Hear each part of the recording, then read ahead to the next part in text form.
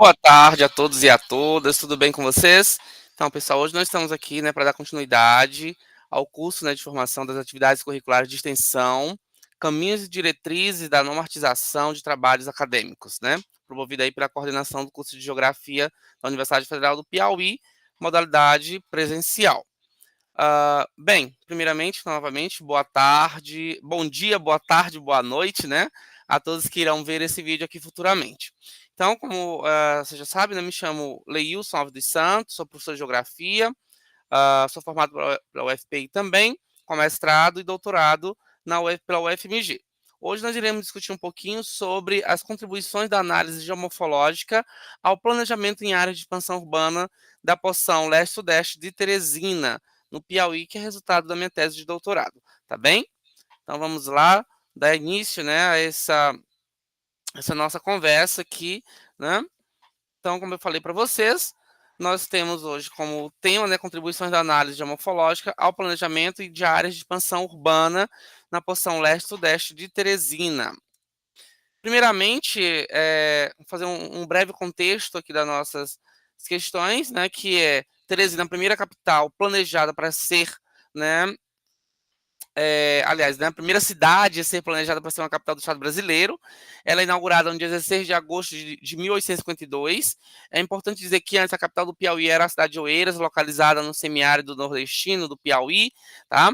E aí, devido às dificuldades, digamos, de comunicação com as outras cidades da região, houve-se a necessidade dessa transferência, tá? Da capital para uma área mais, digamos, central do estado do Piauí. Bem, então, essa expansão urbana, que ocorreu em Teresina desde a sua, digamos, sua fundação, foi em decorrência do aumento populacional que acabou desconfigurando, os traços iniciais da cidade. Depois disso, as ocupações dos terrenos e planícies de inundações, que vêm provocando problemas em Teresina desde o período, dos primórdios da sua ocupação. E, sobretudo, especialmente a partir da década de 1970, uma intensificação do adensamento populacional da cidade. E aí, por fim, nós iremos falar um pouquinho sobre a influência, por exemplo, que o rodoanel, ele pode exercer como fator aí de atração populacional e de ocupações nessa porção da área leste-sudeste da capital piauiense. Ok? Então, aqui nós temos, nessa imagem, nós temos aqui um mapa de localização com as regiões administrativas de Teresina, a região norte, região centro, a região leste, a região sul e sudeste, e a parte que nós estamos analisando, que é a parte aí, essa porção para além do perímetro urbano em direção ao rodoanel.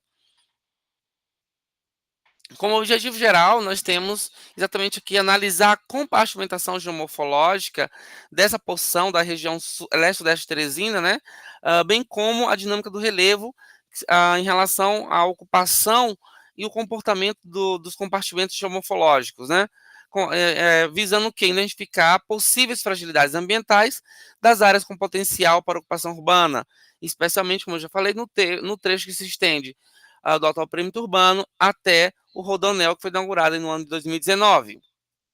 Bem, então vamos fazer uma breve contextualização sobre Teresina, sobre esse crescimento e expansão urbana de Teresina, que Leal Júnior define que teve cinco momentos, que essa população se deslocou para Teresina. O primeiro momento, ele vem traçando lá desde a década inicial, ou seja, assim, a década de 1850, que é quando Teresina tem seus traçados iniciais aí desenhados, tá?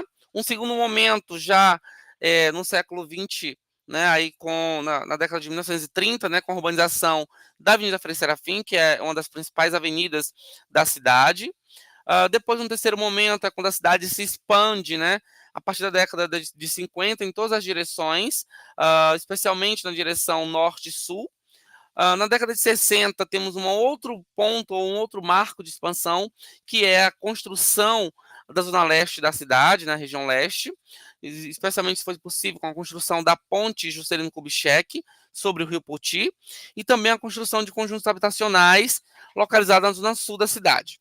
E o quinto momento, que Leal Júnior destaca para a gente, é na década de 80, com a expansão para além do rio Poti, com a construção da ponte Mariano Gaioso, na zona norte da cidade, né, em direção ali aonde nós temos hoje a Santa Maria, né, o Monte Verde, dentre outros, tá?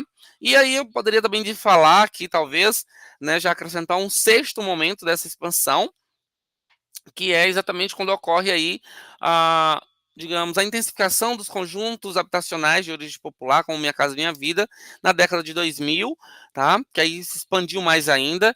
E aí um sétimo momento que nós acreditamos que possa ocorrer é exatamente aí com a ocupação indo em direção ao Rodoanel, tá bem? Bom, aqui nós temos, né, uma evolução espaço-temporal do Projeto Urbano de Teresina, que a gente pode ver inicialmente, né? Nós tínhamos aqui esse formato em tabuleiro de xadrez, né? As ruas todas simétricas, as quadras também, contendo como marco aí a, a catedral, né? Ou a igreja de Nossa Senhora, a igreja matriz de Nossa Senhora do Amparo, padroeira da cidade, localizado ali na Praça da Bandeira, né? Em frente à Praça da Bandeira, que é um dos marcos iniciais de Teresina. Então, inicialmente, Teresina teria esse formato que nós estamos vendo, né? Em direção aqui, de frente para o Rio Parnaíba, e atrás aqui teríamos o Puti, tá? Bem, e então, ao longo dessa história, como eu já falei, Teresina vem enfrentando esses problemas de alagamentos e inundações, não é de hoje, tá? Mas esses episódios eles vêm se intensificando à medida que a cidade vai o quê? Se adensando. Então, eu trouxe aqui duas imagens, né, de ocupações inadequadas em áreas suscetíveis às inundações sazonais na região norte da cidade. Na figura A, nós temos aqui uma fotografia na região norte, né, no bairro Mocambinho, ah, onde em períodos, né, chuvosos esse córrego ele transborda, inunda essas casas, dependendo da intensidade das chuvas, essas casas elas acabam sendo também inundadas e a população precisa serem retiradas.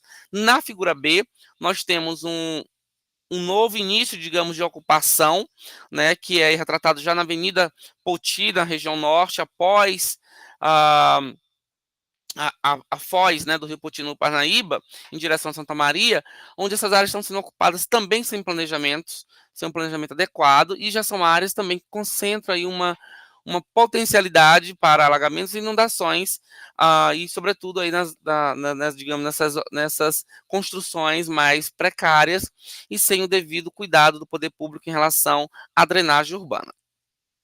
Nessa outra imagem, nós temos aqui, né, uma evolução da população de Teresina, ou mesmo, digamos, da urbanização de Teresina, de 85 a 2022. Podemos perceber que em 85, essa urbanização estava restrita aonde?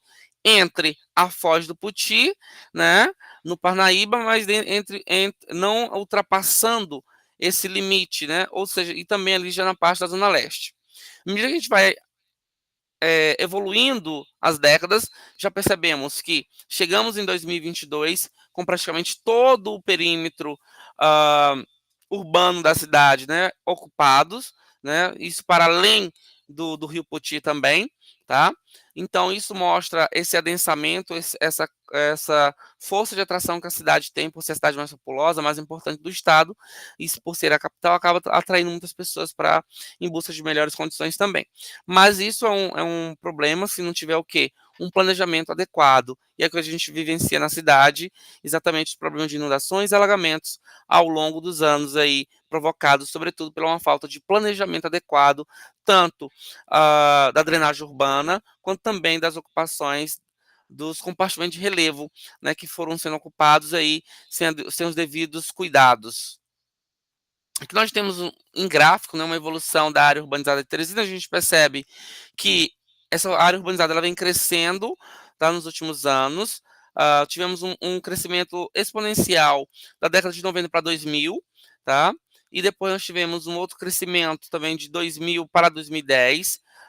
Isso muito ligado também à construção dos conjuntos habitacionais, não somente dos conjuntos habitacionais de origem popular, mas também dos conjuntos privados, né, os grandes loteamentos aí, como os Aldebarãs, né, os Alphaviles da vida, mas também os conjuntos como o Jacinto Andrade, né, Torquato Neto, dentre outros condomínios ou residenciais que estão sendo construídos aí, digamos, na periferia da cidade.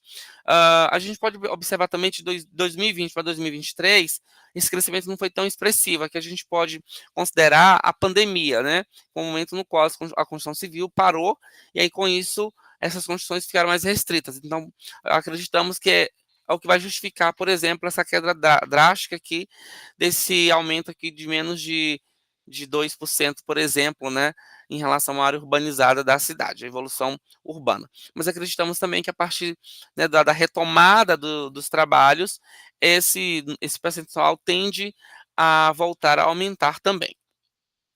Bem, mas quando a gente pensa em planejamento, é importante que tenhamos em mente o que, pessoal? Os planos de desenvolvimento urbano, ou seja, os famosos planos diretores.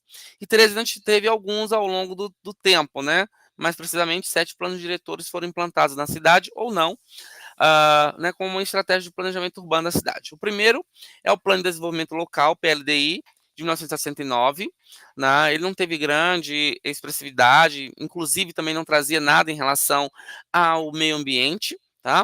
O segundo plano diretor, ou plano de desenvolvimento urbano da cidade, é o primeiro plano estrutural de Teresina, que é o primeiro PET de 77. Depois nós tivemos o plano diretor de desenvolvimento urbano. Esse plano não foi para frente, ele não conseguiu ser implementado na cidade. Se talvez tivesse sido implementado, teria talvez tido um bom resultado. Talvez a cidade não tivesse continuado enfrentando problemas relacionados às inundações e alagamentos. Depois, em 88, tivemos o segundo plano estrutural de Teresina, o segundo PET. Em 2012, foi implantado o plano diretor de drenagem urbana, né? Esse plano ele foi importante porque ele vem aliado aí ao Plano de Desenvolvimento Urbano Sustentável, que é a Agenda 2015 de Teresina, em relação a exatamente, ele vem pensando já nesse problema de alagamentos e inundações, que medidas poderiam ser tomadas. Esses dois, eles são um marco para o planejamento de Teresina, porque pensa-se já numa Teresina mais sustentável. Tá?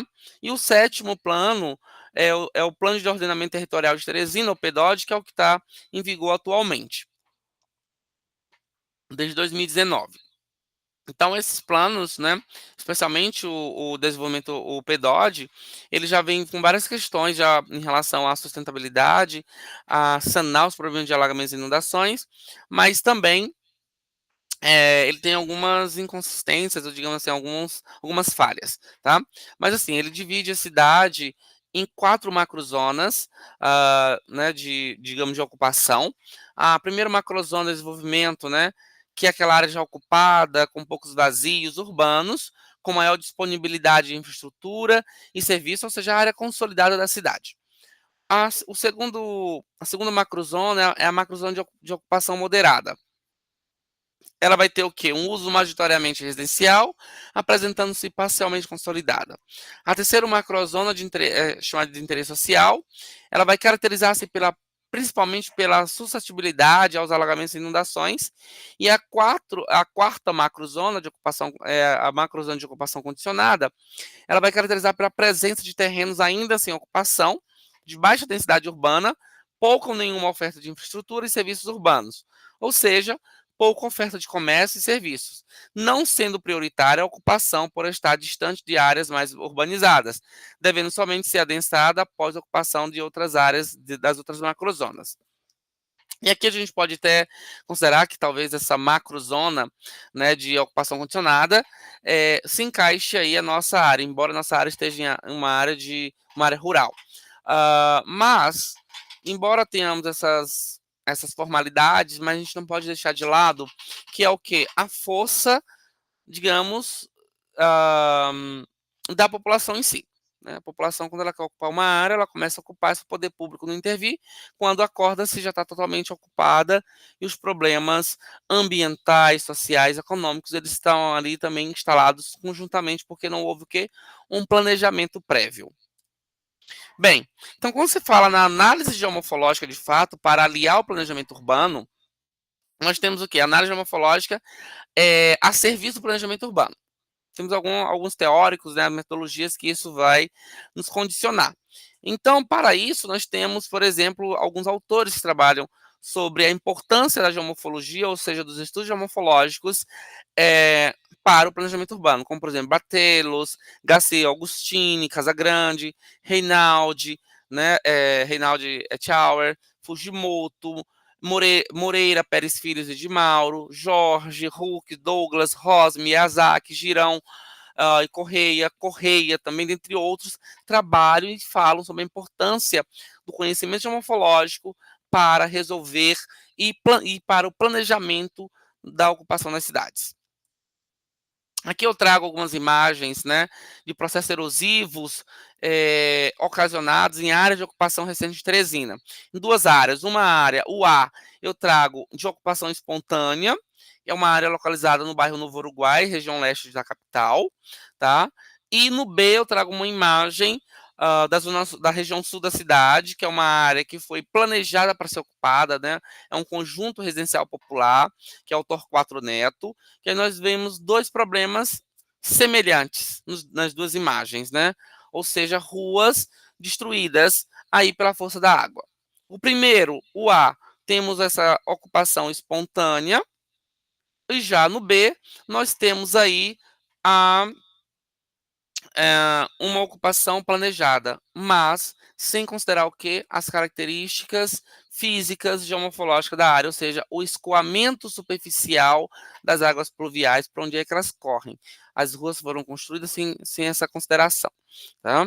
E aí mostra os problemas que isso tem, que a população que mora, por exemplo, no Torquato Neto e demais residenciais da região tem enfrentado aí ao longo dos anos, desde que ele foi implantado. Ah, com relação ao referencial teórico, né, metodológico, nós temos a análise geomorfológica baseada em Aziz Absaber, 69 sua proposta, no materialismo histórico dialético também, e ao método hipotético dedutivo, aí Santos, 97, 99 e Salvador, 2012, e os mapeamentos geomorfológicos e de fragilidade natural ambiental, baseados em Ross, 92, 94, Lima, 2011, Gouveia e Ross, 2019, e Miyazaki, 2017, tá? Então, assim, a parte do relevo, a classificação do relevo de Teresina foi baseada em Lima, 2011. Bem, e nós temos uma sequência didática para identificar o que é as feições para o mapeamento morfológico analógico. Miyazaki, ela chama a atenção que, primeiramente, temos que identificar o quê? Identificar o curso d'água, depois delimitar os divisores de água, separando, né, ou seccionando os topos de colinas, identificando as planícies aluviais, as cabeceiras de drenagem, né, com os anfiteatros, caracterizar as morfologias de vertentes e delinear os fundos de vales. Depois a gente consegue, digamos, fazer essa divisão, tá? Nós conseguiremos entender melhor como funciona a, digamos assim, né, a geomorfodinâmica da área, e assim a gente vai conseguir identificar a, as feições geomorfológicas e, consequentemente, também identificar aí o mapeamento geomorfológico. Bem, e para entendermos, né, para construirmos nosso material, digamos, cartográficos, nós utilizamos as bases de dados aqui do IBGE, da Semplan, tá, do Ministério da Infraestrutura, da CPRM, o Topodata, do INPE, o MAP Biomas. E aí eu chamo a atenção logo de imediato, né, que o Piauí é um estado pouco estudado, consequentemente os seus dados são mais limitados, sobretudo em nível de detalhes. Então nós utilizamos escalas que nos deram resultados legais, importantes, mas se tivesse mais detalhes, seria ainda melhor esses mapeamentos, esses resultados. Então, essa produção cartográfica, ela também vem aí em algumas etapas, né? O mapeamento morfológico, como eu já falei, foi baseado na Geodiversidade do Piauí, da CPRM, que é o Serviço Geológico Brasileiro, né? O mapa hipissométrico de declividade, de drenagem, unidade de relevo, né? Foram baseados também no modelo digital de elevação, na RSTM, Topodata, Manual Técnico de Geomorfologia do IBGE. O relevo de Teresina, a proposta é baseada em Lima 2011, os solos baseados no INDE 2014, tá? E as áreas de expansão urbana de Teresina no Map Bioma, na Collections Landsat. E todo esse mapeamento eles foram realizados no software QGIS, que é um software livre, né? Também aí tendo como base e suporte também outras bases, né? Como, por exemplo, o Google Earth e o Esri, tá bem? Bom, aqui nós temos a caracterização geomorfológica da atual. A gente vai fazer uma rápida discussão sobre a atual área urbana de Teresina e os danos ambientais recorrentes e ações mitigadoras que podem ocorrer. Então, em relação à geologia, nós temos duas praticamente formações que afloram na capital, que é a formação Pedra de Fogo e a formação Piauí. Em grande parte, né, de Teresina temos a formação Pedra de Fogo, e já mais próximo aos leitos do Rio Puti e Parnaíba, nós temos aí a Piauí aflorando também. Então, esse arcabouço, né, litroestrutural, pertencente à bacia sedimentar do Parnaíba, né, que é uma bacia intracatrônica aí, datada do Siluriano Triássico, né? Já em relação à classificação do relevo, né, nós temos aí 4 compartimentos definidos, né, por Lima, 2011, que são as planícies e terraços fluviais, as superfícies intensamente retrabalhadas pela drenagem, com morros residuais, os morros com tendência ao arredondamento limitados por relevo escalonado, e por fim nós temos as mesas com topos achatados limitados por escarpas, né? Lembrando, pessoal, que as planícies e terras fluviais, eles estão numa mesma unidade, um mesmo compartimento geomorfológico, porque devido, né, já foi tudo remexido, está tudo ocupado, tem uma certa dificuldade em separá-los. Então, a autora ela resolveu unir numa mesma unidade para que a gente tenha um melhor entendimento, né, do comportamento dessas planícies e terraços fluviais relacionados aí ao Puti, ao Parnaíba e os seus afluentes. Com relação ao mapa de hipossométrico, né, nós temos aí, a gente vê que Teresina ela vai variar de 38 metros a 253, tá? Em grande parte da área já consolidada vai estar ali em torno de 80 metros de altitude. Já nas áreas mais periféricas, e especialmente na porção, né, mais nordeste da cidade, já ali em direção ao nossa área de estudo, né, já vamos ter aí altitudes mais elevadas, chegando aí mesmo a ultrapassar os 160 metros de altitude. E assim também em algumas partes da região sul da cidade, né, vamos encontrar também áreas mais elevadas.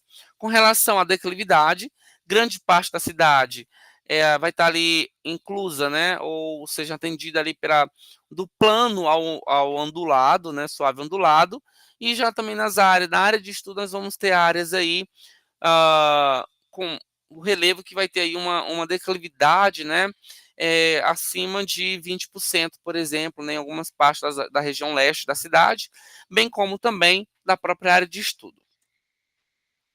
Então, vamos entender melhor como é que se deu essa ocupação, né, entre as planícies e terraços e morros, por onde estabeleceu. A, a ocupação de Teresina recente, ela primeiro foi ocupando o quê? As planícies e terraços fluviais. À medida que a cidade foi expandindo, né, então ela começou a ocupar todas as planícies e terraços, depois foram ocupando o quê? As superfícies intensamente retrabalhadas pela drenagem. E mais recentemente nós temos o quê? A ocupação, pessoal, também das outras unidades, dos outros compartimentos de relevo, como os morros com tendência ao arredondamento, e bem como também mais recentemente as mesas com topos achatados, limitados por escarpa, que são as áreas mais declivosas.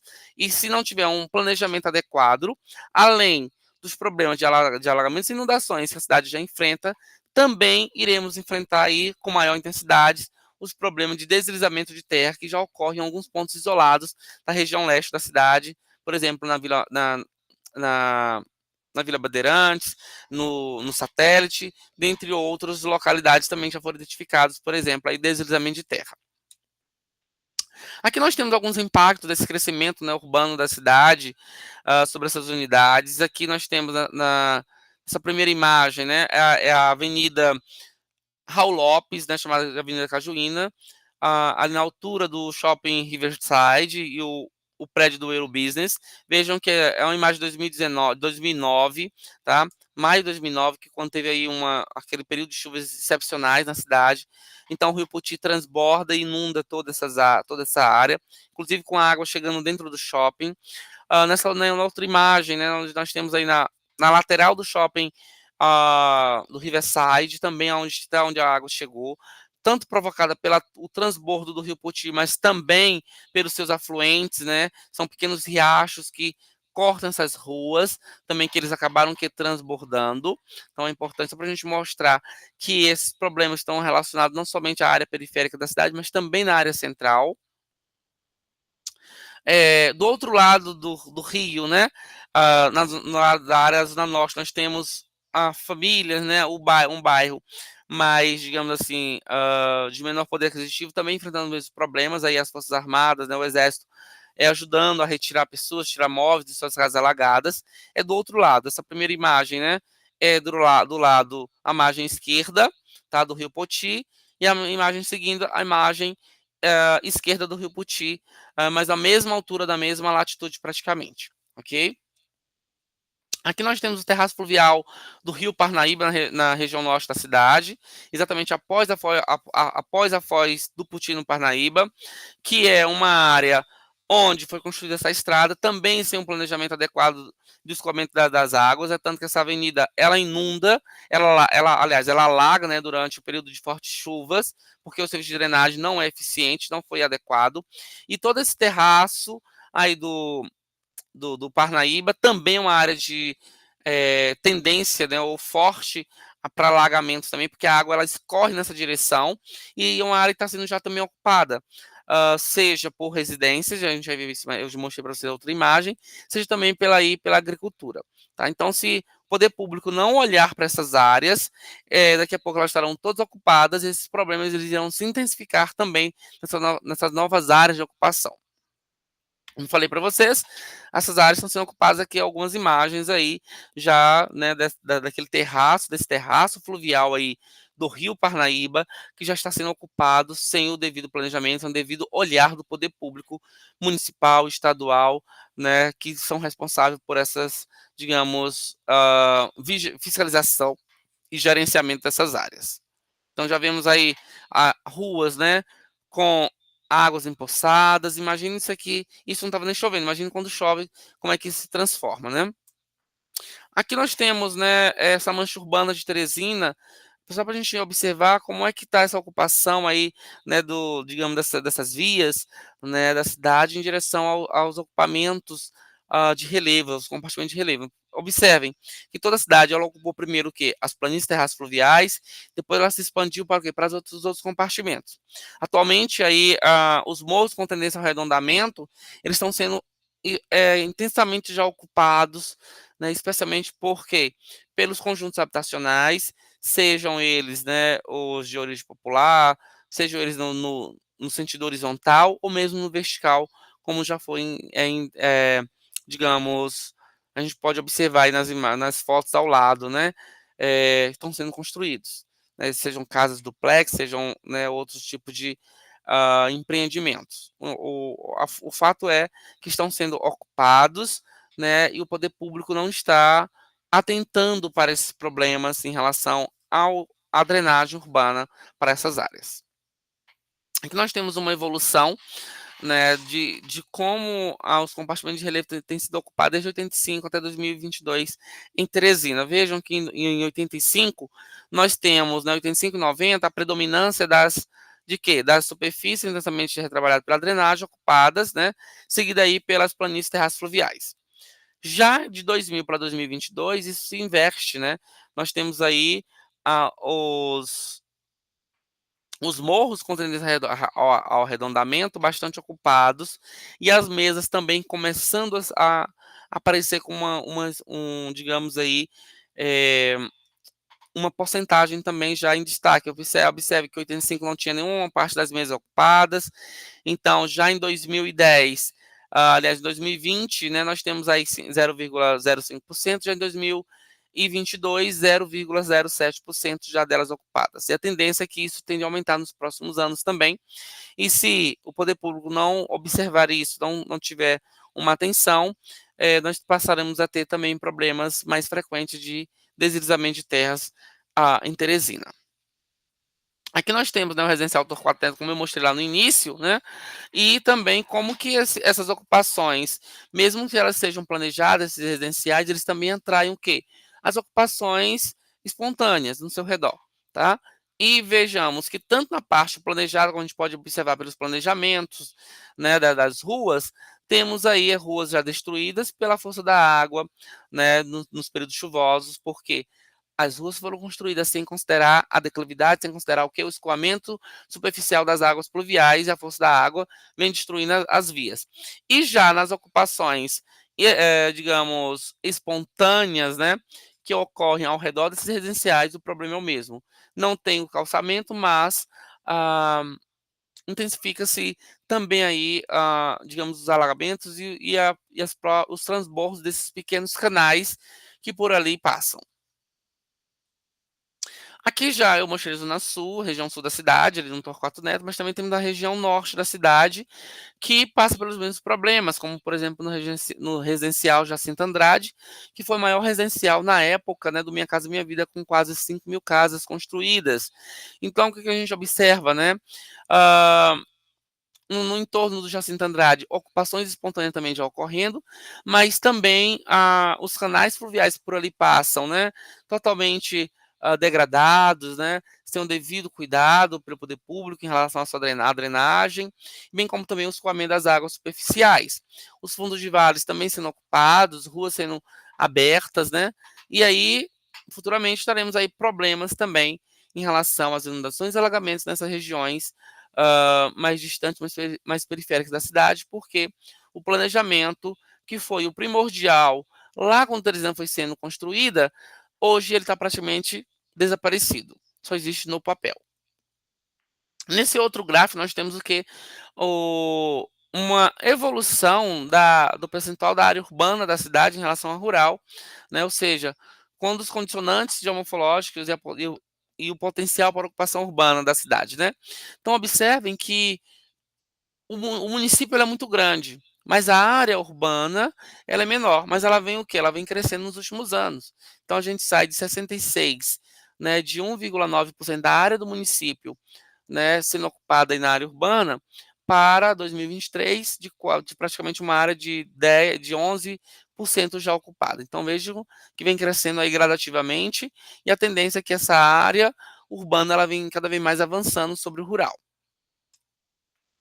Aqui nós temos uma imagem que é exatamente aí sobre as áreas de proteção registradas na área de estudo, né?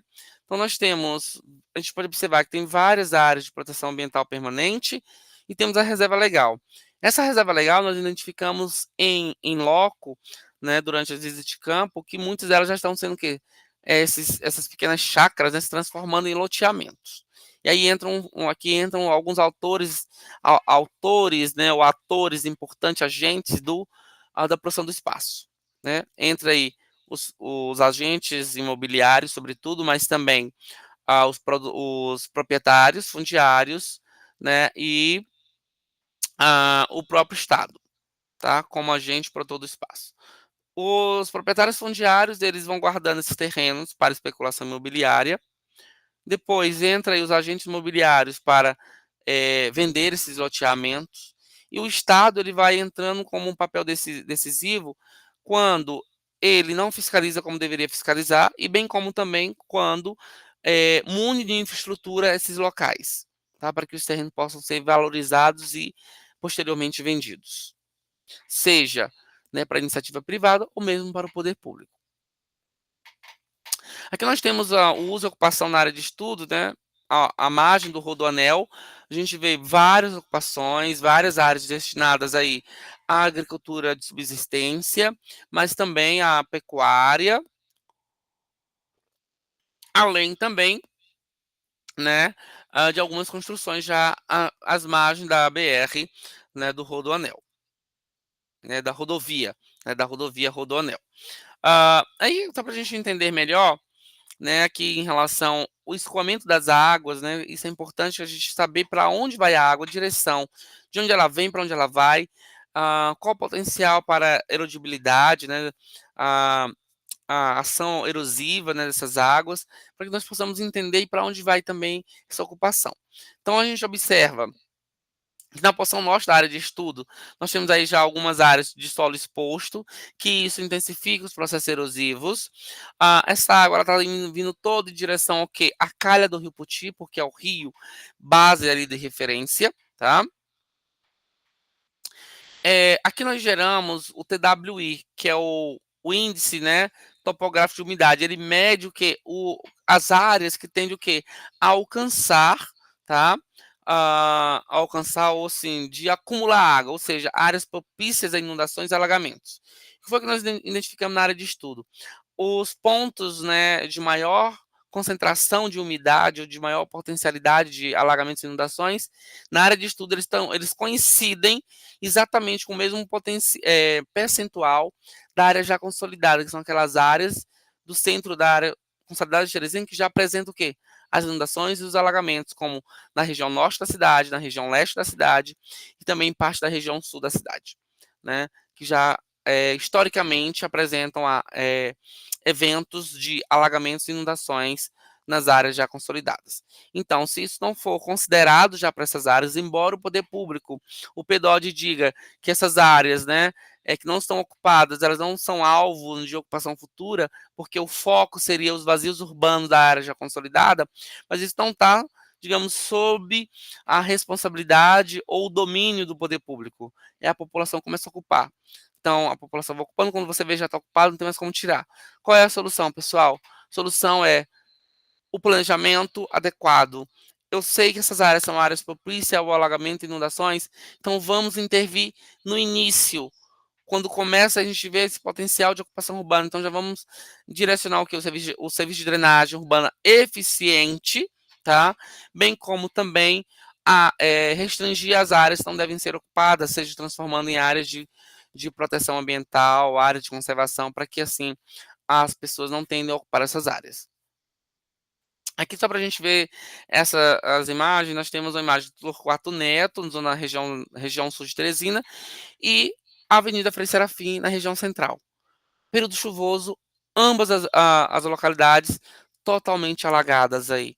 Que é isso, pessoal? Falta do planejamento, falta do conhecimento das condições geomorfológicas, das características geomorfológicas das áreas, né? Então, se eu não tenho o conhecimento das características do escoamento superficial das águas pluviais, como é que eu vou planejar um bairro? Como é que eu vou direcionar as políticas, né, para um planejamento adequado, até mesmo em relação à ocupação, né?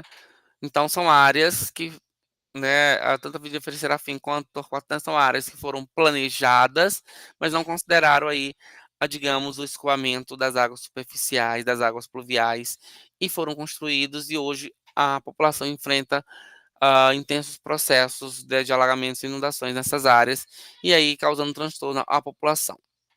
Aqui nós temos o mapa de fragilidade ambiental às inundações. Esse mapa ele foi eh, elaborado a partir da combinação de algumas variáveis, como solos, relevos, né, declividade. O TWI não foi utilizado aqui por conta que o TWI ele precisa, né, digamos, colocar toda aí a nossa para ele ser calculado, ele tem que pegar da nascente à foz. E por isso é que nós apresentamos algumas áreas que estão com baixa, apresentando baixa fragilidade ambiental.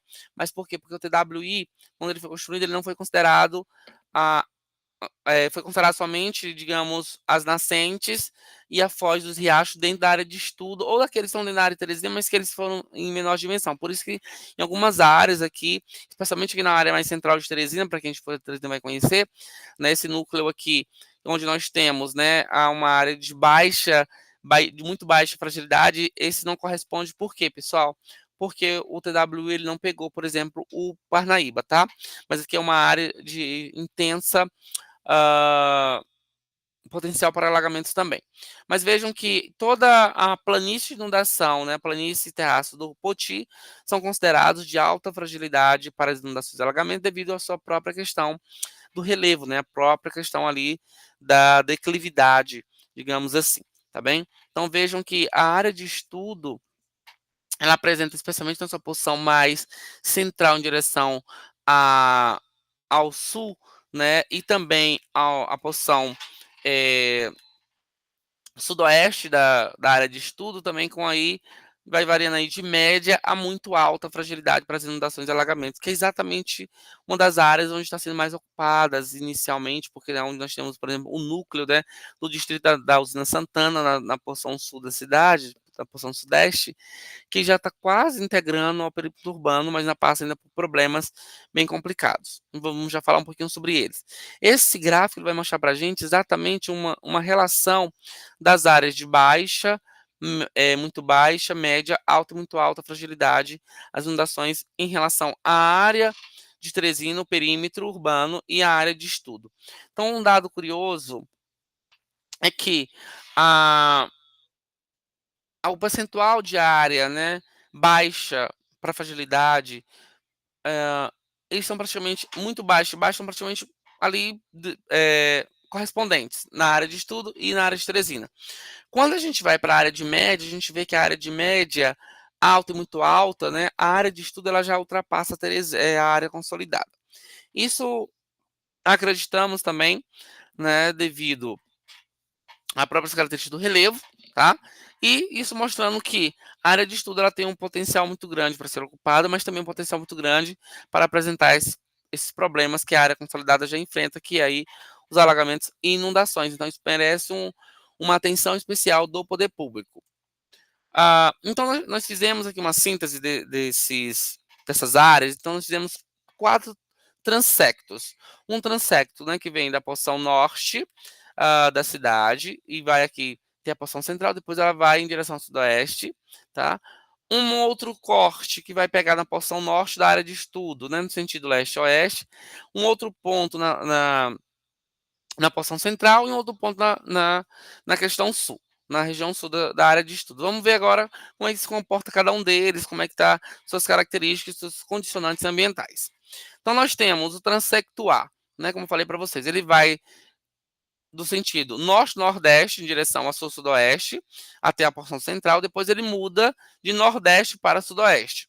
Então vejamos que nós temos nesse primeiro transecto A, né, que nós consideramos o mais significativo, ele vai ter aí uma fragilidade ambiental bem diversificada, mas também bem elevada, especialmente na área de estudo, né, nos primeiros, ali em direção ao Rodoanel.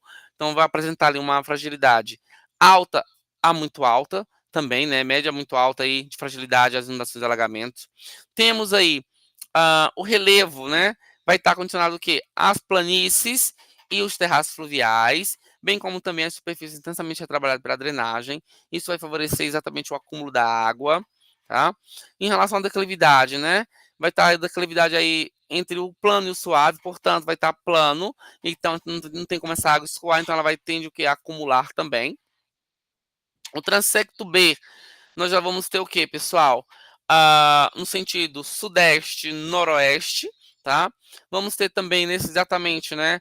Aí a fragilidade de média muito alta também nessa porção, onde nós vamos ter, por exemplo, os relevos predominantes, né?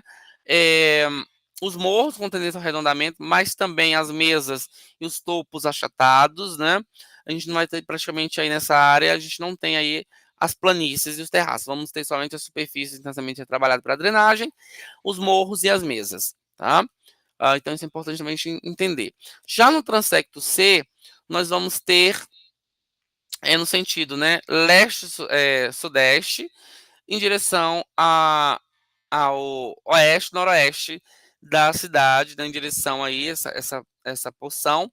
Vamos ter também uma fragilidade, vai variando aí, né, de média a muito alta, tá? Ou seja, as alagamentos e inundações, predominando novamente a declividade, né, de plano a suave ondulado, e com alguns pontos ali mais montanhoso, forte ondulado também, tá? E o uso da terra aí variando, por exemplo, de formações florestal, mas também aí a vegetação de transição, tá? Então vejamos que a porção C, ela vai ter também essa questão aí importante. Aqui na questão C também é importante, pessoal, por quê? Porque é onde nós temos o núcleo da usina Santana. A usina Santana é um núcleo urbano na área rural de Teresina. Mas ela se expandiu tanto nos últimos anos, já é uma ocupação bem antiga da cidade, mas ela vem se expandindo tanto nos últimos anos, que a gente acredita que ela já poderia ser integrada ao perímetro urbano, para que ela pudesse fazer jus à legislação urbana, porque por estar em área rural, a legislação ambiental aplicada é da zona rural, mas o seu núcleo urbano ele é muito forte, então já poderia estar até mesmo por uma questão de planejamento, ser incluso aí no núcleo urbano de Teresina, porque como já é um núcleo consolidado, mas ela também, e agora com o Rodoanel, isso tende o quê? A aumentar cada vez mais essa ocupação na usina Santana, tá? Então, que o Rodoanel também vai condicionar isso, e ela tem o que? A se expandir cada vez mais para as outras, em outras direções também. Então, nós acreditamos que o núcleo da usina Santana já poderia sim ser incluso como no perímetro urbano da capital para, digamos, gerenciar e facilitar o planejamento também. Já no Transecto C, pessoal, D, aliás, nós temos o quê, né? Que é aquele na porção mais a sul da cidade, nós vamos ter, que ele vai no sentido leste-oeste, nós vamos ter aí a fragilidade, né? Ela vai variar de baixa, tá? Mas ela vai até muito alta, especialmente nos primeiros traços, né? Que vai até o Rio Poti. Né, até o Rio Poti ali, ela vai estar variando ali de média a muito alta fragilidade, com declividade também variando aí, né, de plano ao suave ondulado, e o relevo aí predominante praticamente as planícies intensamente retrabalhadas pela drenagem, mas também os morros, né, e aí as planícies e terraços fluviais, especialmente no leito do Rio Poti. Então isso vai condicionar também aí os problemas, né, uma visão geral desses transectos, dessas áreas da área de estudo. Bem, e aí para finalizar, né, o que nós concluímos com esse trabalho, né? Concluímos, o estudo ele demonstrou que o conhecimento geomorfológico ele é fundamental, né, para o planejamento urbano de Teresina, pois ele pode resultar em quê? Uma gestão mais eficiente e uso mais adequado do solo. Aí poderemos o quê? Minimizar o quê? Os riscos associados a desastres naturais, promover o quê? Uma melhor qualidade de vida da população tresinense. Ou seja, a ausência dos estudos aprofundados das características físicas e ambientais de Teresina, ela tem comprometido ao longo do tempo o bem-estar urbano, tá? Especialmente aqueles riscos, aqueles eventos provocados pelas inundações, os alagamentos, a erosão, tá? Que vem resultando ao longo dos anos em perdas materiais e também perdas humanas, infelizmente, né? Provocados aí né, por essas inundações e alagamentos extremos na cidade que ela vem passando nos últimos anos. Então, a gente conclui também que, embora o plano diretor de Teresina em ação atualmente, né, o PDOD, ou seja, em vigência, ele apresente uma proposta de cidade sustentável, suas ações concentram-se aonde? Na área de ocupação já consolidada, ou seja, no gerenciamento dos vazios intraurbanos da área central, desconsiderando, portanto, o avanço das ocupações nas áreas periféricas da cidade, né? Especialmente na área de estudo. Então, isso é importante que o poder público ele retome isso, né? Para que todas as cidades tenham que um planejamento de fato, especialmente as áreas com potencial ocupação futura. Elas não podem ser negligenciadas. Bem, então, identificamos também, né, que a área de estudo ela vai apresentar o quê? Áreas com digamos, um percentual elevado, né, de fragilidade para as inundações e alagamentos, chegando a 30% da área de estudo. Outras, e muito alta, a 10%, então isso é muito importante, esses dados, para que a prefeitura, o poder público, ele possa direcionar o seu olhar para essas áreas, evitando assim a ocupação inadequada e, consequentemente, problemas futuros. O TWI, que é o Índice Topográfico de Umidade, ele se mostrou muito eficiente na área de estudo, porque os resultados encontrados lá foram semelhantes aos resultados encontrados na área já consolidadas, que ao longo dos anos vem sofrendo constantemente com os alagamentos e inundações.